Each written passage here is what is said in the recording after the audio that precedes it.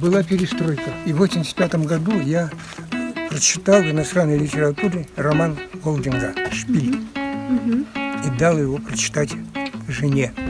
Жена прочитала и сказала: «Строй». Жену похоронил 8 лет назад. Вот в честь нее вот эта церковь. Людмила Страдостения. Это в честь моей жены. Страдостения — это Людмила Стойка Страдания на иудейском. Она наполовину еврейка была. Весь материал я, во-первых, я до этого жил в частном доме, часть оттуда я взял. Вот как меня выставили в интернет, вот прошлый год был ИСЭХ. За ночь 21 машину я выгнал, набитую, пьяную. Да. Я говорю: что вы не едите на свой СРГ, не радуясь там восходу солнца, больная? Нет, там, говорит, неинтересно. Вот 21 машина, это больше сотни человек. Едут-то хулиганить.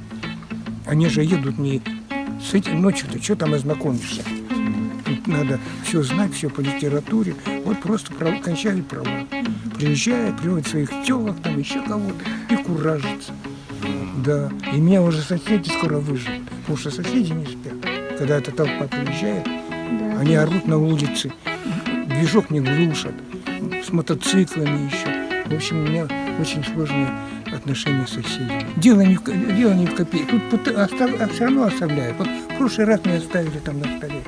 250 рублей оставили. Ну, это, понимаете, дело в том, что я-то зарабатывал хорошо. Я доктор. И это начальник партии. Главный идеолог. Вот. Это дело не в деньгах, дело в помощи. Вот нужно сварить ограду. Церковную настоящую ограду. Высокую и с вертикальными стойками, без поперечин, чтобы не лазили. Потому что через эти ворота лазили толпами. Лазили просто. Вот. И, конечно, надо тут варить. И я не могу сварщика найти. Не могу. Обращался и через газеты обращался. Если сварщик есть, нету сварочного аппарата. Сварочный аппарат есть, машины нету. Машины нету, машина есть, проводов нету. Да. Это машина есть, сварщик есть, варить не умеет. Шпиль — это католическая атрибутика.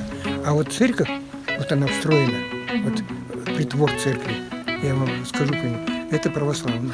16 куполочков. И еще один там, я его прячу, но его уже вытащили. Еще я один поставлю. 17 будет куполочков. В честь моей жены Людмилы. Я вам даю полное литературное название. Средневековый, храмовый, рыцарский замок, Эдинбург ретро.